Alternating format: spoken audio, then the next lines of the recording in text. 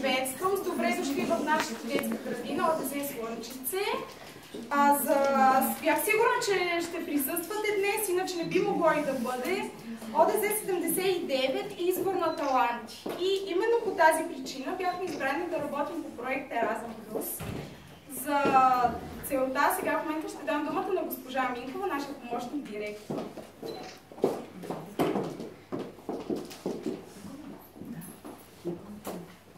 Уважаеми гости, скъпи колеги, днес приключваме първия етап от нашия проект Многообразието на културите в Европа, средство за съвместно съществуване по програма Еразъм Плюс, училищно образование. Реализацията на задачите по проекта до тук допринесе за подобряване на методическата подготовка на педагогическия екип на нашето детско заведение, както и за обогатяване знанията на децата за културата на нашите партньори от Франция, Турция, Кипър и Латвия. В този проект нашия педагогически екип вложи труд, енергия и много положителни емоции. Надяваме се резултатът от по-нататъчното изпълнение на проекта да достигне и до нашите колеги от района. Така ще постигнем устойчивост на резултатите. Уверени сме, че споделяйки нашият опит, ще се създадат благоприятни възможности за повишаване на регионалната конкурентоспособност на детските заведения в район Студентски. Готови сме през следващи сесии на програма Еразъм Плюс да направим общ проект, в който да се включи като структура и район Студентски. Проблеми за решаване в сферата на образованието има много и един от пътищата за тяхното решаване и участието именно в проектна дейност. Програма Еразъм Плюс със своите много направления е изключително благодатна в това отношение.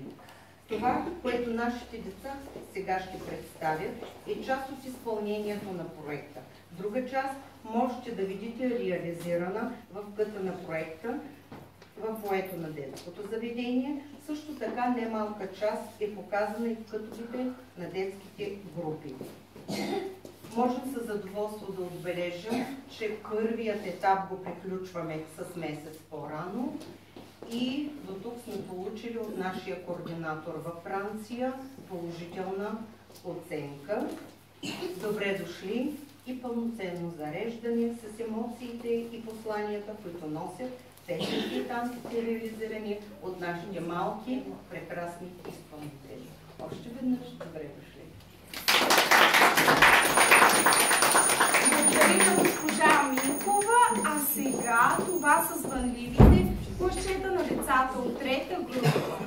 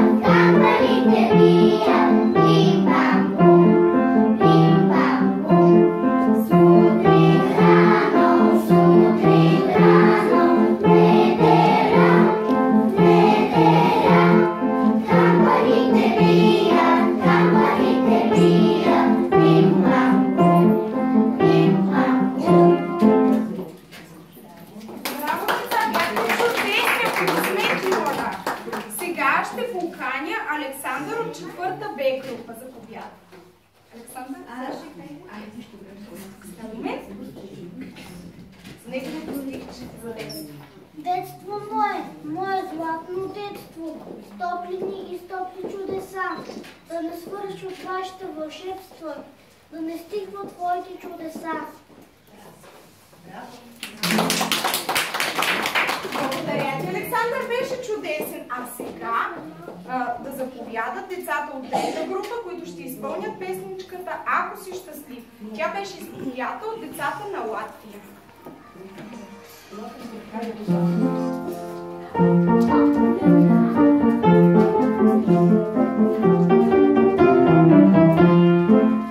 Ако си щастлив, щастлив, плесни с ръце.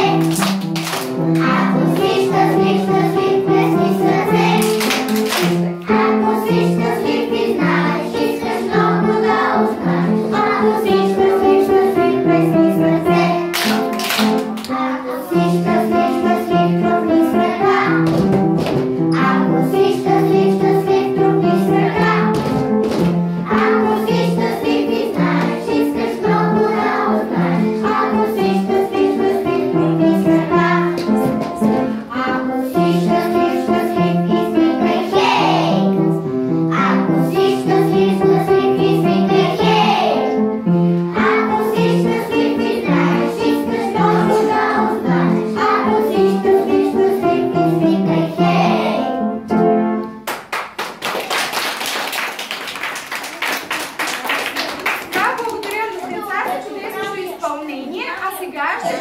Александра Митова от 4-та Б група.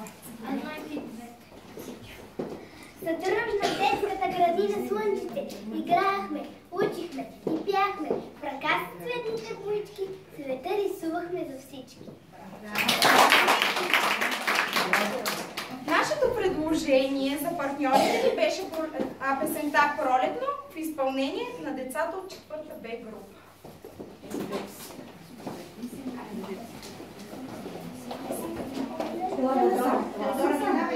Минавайте на тази. Теги, назад. До края си.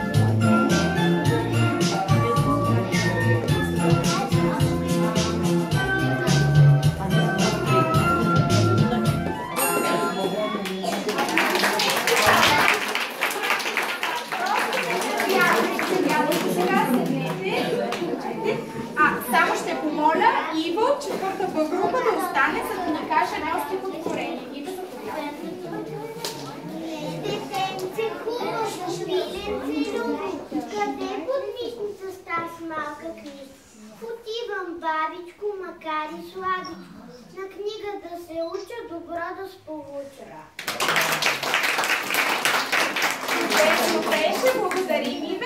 А сега ще се насладите на музикалната драматизация "Трите сестрички", пресъздадена от децата от втора група. Облаците да дойдат по гласете. Вие седнете на техните места сега. Хайде, облаци там.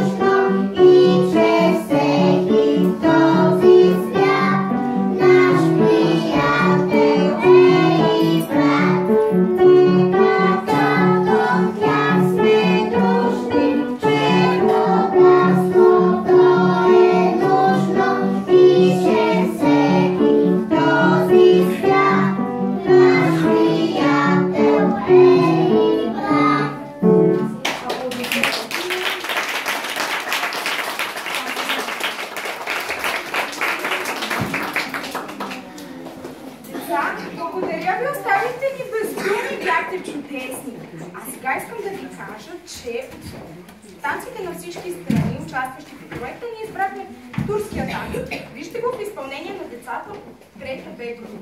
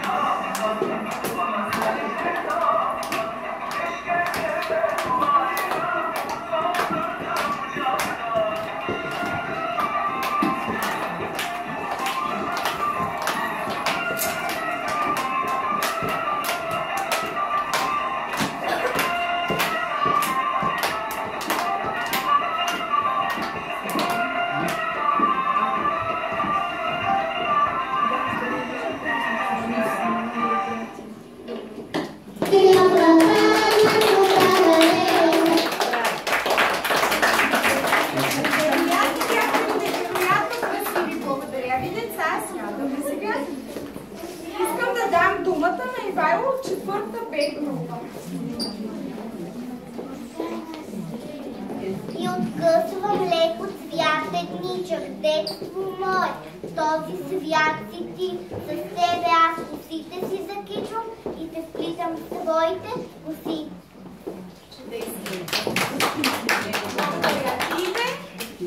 За наше удоволствие ще ви представим българското хоро, научено и изиграно от децата на Турция и на Франция.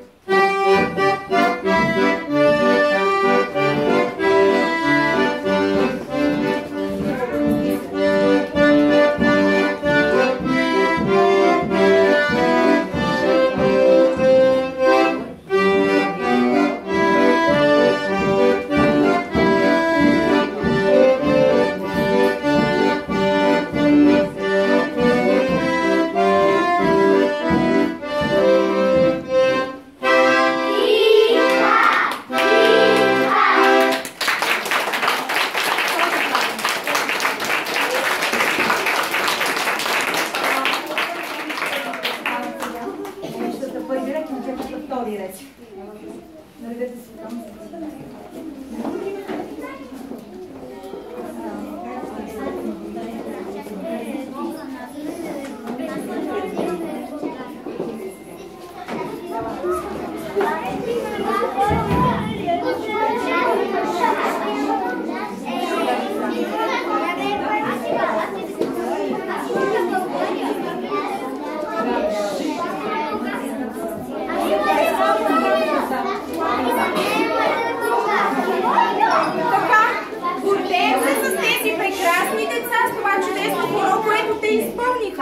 И вече, за наше съжаление, сме на финала на тържеството по повод представянето на работата ни по проекта Еразъм.